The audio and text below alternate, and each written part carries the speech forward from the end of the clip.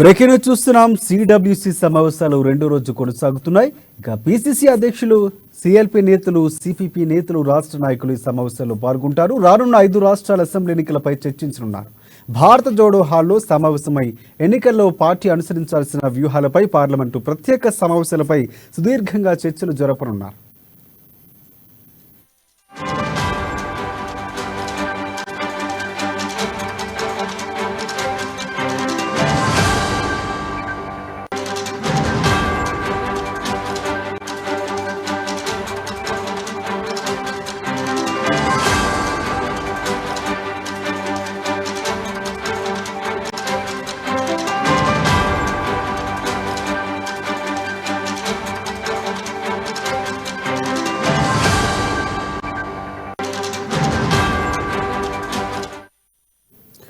Breaking చూస్తున్నాం. CWC సమావేశాలు రెండో రోజు కొనసాగుతున్నాయి. పిసిసి అధ్యక్షులు, సిఎల్పి నేతలు, సిపిపి నేతలు, రాష్ట్ర నాయకులు ఈ సమావేశాల్లో పాల్గొంటారు. రానున్న 5 రాష్ట్రాల అసెంబ్లీ ఎన్నికలపై చర్చించనున్నారు. భారత జోడో హాల్లో సమావేశమై ఎన్నికల్లో పార్టీ అనుసరించాల్సిన వ్యూహాలపై, పార్లమెంటు ప్రత్యేక సమావేశాలపై సుదీర్ఘంగా చర్చలు జరపనున్నారు. దీనిపై మరిన్ని అప్డేట్స్ అందించేందుకు మా ప్రతినిధి హరీష్ మనకి ఫోన్ లైన్లో సిద్ధంగా ఉన్నారు. ఎస్ హరీష్, చెప్పండి. Thank you Rajasekhar. రెండో రోజు సిడబ్ల్యూ సమావేశాలు మరి కాసేపట్లో ప్రారంభమవుతున్నాయి. మొదటి రోజు ఏదైతే నిన్న సిడబ్ల్యూసి సభ్యులంతా కూడా నిన్న ఖర్గే అధ్యక్షతన సమావేశమయ్యారు. ఉదయం నుంచి కూడా సాయంత్రం వరకు సమావేశాలు కొనసాగాయి. ముందుగా ఏదైతే పిపిసిసి ఏర్పాటు చేసిన ప్రత్యేక లంచ్ తర్వాత మధ్యాహ్నం సమావేశాలు కొనసాగాయి. పలు కీలక అంశాలపైన కూడా నిన్న తీసుకున్నట్టుగా తెలుస్తుంది. ప్రధానంగా చూడవచ్చు, ఇప్పటికే బీజేపీ ప్రభుత్వం అనుసరిస్తున్న విధానం వల్ల దేశంలో తీవ్ర ద్రవ్యోల్బణం ఏర్పడిందని కూడా, అలాంటి ద్రవ్యోల్బణాన్ని కూడా గట్టెక్కించే విధంగా కూడా తీర్మానం తీసుకున్నారు. అలాగే మణిపూర్ అల్లర్ల విషయంలో కూడా ప్రధాని మోడీ ఇప్పటి వరకు కూడా స్పందించకపోవడం, పార్లమెంటు సమావేశాల వేదికగా కూడా ఏదైతే ప్రతిపక్షాలు పట్టుపట్టినా కూడా లేవనెత్తిన అంశాలపైన కూడా చర్చ జరగలేదంటూ కూడా నిన్న తీర్మానం చేయడం జరిగింది. ప్రధానంగా దేశంలో ఏదైతే విపత్తులు కొనసాగుతున్నాయి, ప్రజా వ్యతిరేక విధానాలు కొనసాగుతున్నాయి, మతతత్వ శక్తులు వస్తున్నాయి, చైనా భూ ఆక్రమణ జరుగుతున్నా కూడా ఇక్కడ ప్రధాని స్పందించకపోవడం, ఆక్రమణలు లేవంటూ కూడా చెప్పడం, ఇలాంటి అంశాలపైన లేవనెత్తే పార్లమెంట్ సమావేశాల్లో లేవనెత్తే విధంగా కూడా తీర్మానాలు తీసుకున్నారు. ప్రధానంగా నిన్న ఏదైతే ఈ 84 మంది సభ్యులు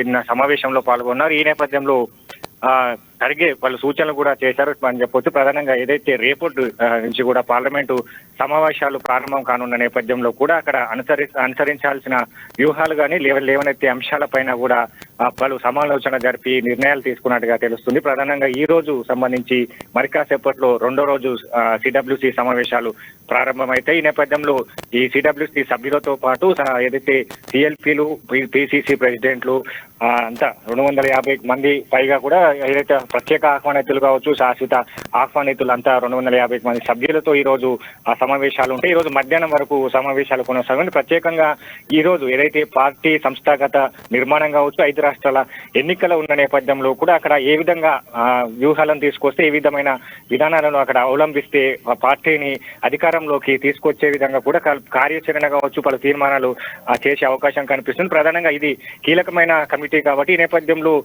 దేశవ్యాప్తంగా ఇక్కడ తీసుకున్న నిర్ణయాలే కాంగ్రెస్ పార్టీ దేశవ్యాప్తంగా ఆయా రాష్ట్రాలకు అవలంబిస్తుంది. కాబట్టి ఇక్కడ ఈ రోజు నిన్న తీసుకునే నిర్ణయాలు కావచ్చు, ఈ రోజు తీసుకునే నిర్ణయాలపైన కూడా పలు ఆసక్తి రేకెత్తిస్తుందని చెప్పవచ్చు. ప్రధానంగా ఈ రోజుకు సంబంధించి కూడా పార్టీని సంస్థాగత నిర్మాణం కావచ్చు, ఇతర రాష్ట్రాల్లో ఏ విధంగా బలోపేతం చేయాలి, ఇప్పుడు వచ్చే 5 రాష్ట్రాల్లో తెలంగాణతో పాటు 5 రాష్ట్రాల్లో ఎన్నికలు ఉన్న నేపథ్యం కావచ్చు, అలాగే లోక్సభ ఎన్నికలకు ఏ విధంగా వెళ్ళాలి, ఏ అక్కడ హామీలు ఇవ్వాలి పైన కూడా ఈ రోజు సంస్థాగత నిర్మాణం, ఈ అంశాలపైన కూడా ఈ రోజు ఈ సమావేశంలో చర్చకు వస్తాయని చెప్పొచ్చు. ప్రధానంగా రేపు సంబంధించి కూడా పార్లమెంటు ఇష్యూలో ఎలాంటి అంశాలు ఇప్పటికే ఏదైతే కశ్మీర్ నుంచి భారత్ జోడో యాత్ర చేపట్టిన రాహుల్ గాంధీ తర్వాత కూడా సామాజిక వర్గాలు మమేకమవుతూ వస్తున్న ఆ ఇష్యూస్ అన్నింటిని కూడా ఆయన స్వయంగా తెలుసుకున్న పరిస్థితి నేపథ్యంలో ఆయా రాష్ట్రాలకు సంబంధించిన ఆర్థిక స్థితిగతులు కావచ్చు, ఇలాంటి అంశాలపైన కూడా బీజేపీ ప్రభుత్వం ఇప్పటికీ హామీలు కూడా విస్మరించింది. అలాంటి అంశాలు లేవనెత్తే విధంగా కావచ్చు, అలాగే మణిపూర్ అల్లర్లపై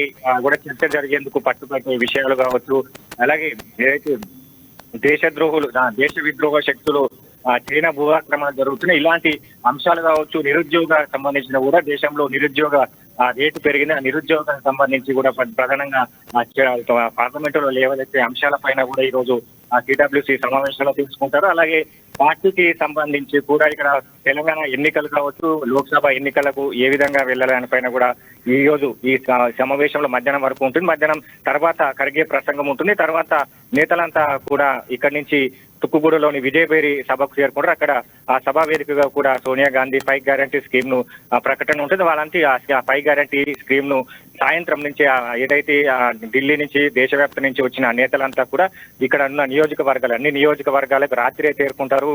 మరుసటి రోజు ఉదయం నువ్వు ఏదైతే 6 గ్యారంటీ స్కీమ్ కి సంబంధించి ఉన్నదో అంతా ప్రజాక్షేత్రంలో చెప్పే విధంగా కావచ్చు, ఇంటింటికి పోస్టర్లు అంటించడం, ప్రజలకు చెప్పే విధంగా కూడా రేపు కార్యాచరణ ఉంది. ఎల్లుండి అంతా కూడా 119 నియోజకవర్గాలకు సంబంధించి ఆ కార్యకర్తలతో మమేకమవుతూ దానికి సంబంధించిన కాంగ్రెస్ పార్టీ అధికారంలోకి వస్తే ఈ విధమైన గ్యారెంటీ కార్డుతో మేము ముందుకు వస్తున్నాం, తర్వాత అధికారంలోకి వస్తే ఇలాంటి లబ్ధి చేకూరుతుంది, ఇలాంటి అభివృద్ధి కార్యక్రమాలు ఉంటాయని చెప్పే విధంగా ప్రయత్నం అయితే ఎల్లుండి జరుగుతుంది. మొత్తంగా చూడొచ్చు, ఇదైతే ఈ 2 రోజుల తర్వాత కూడా దేశవ్యాప్తంగా కూడా కాంగ్రెస్ ఢిల్లీ ఏదైతే హైదరాబాద్ వైపు చూస్తున్నది. ఇక రాజకీయాలకు సంబంధించి కూడా ఈ రోజు ఇక్కడ బీఆర్ఎస్ సభ నిర్వహిస్తుంది, బీజేపీ సభ నిర్వహిస్తుంది, కాంగ్రెస్ పార్టీ సభ నిర్వహిస్తుంది. నేపథ్యంలో అంతా 6 గ్యారంటీస్ వైపే రాష్ట్ర ప్రజానీకం కావచ్చు, కాంగ్రెస్ నేతలు కావచ్చు, కాంగ్రెస్ శ్రేణులు కావచ్చు, అంతా ఈ రోజు సోనియా గాంధీ ప్రసంగం వైపే చూస్తున్నారు. సోనియా గాంధీ ఎలాంటి తెలంగాణకు thank you, thanks for updates Harish.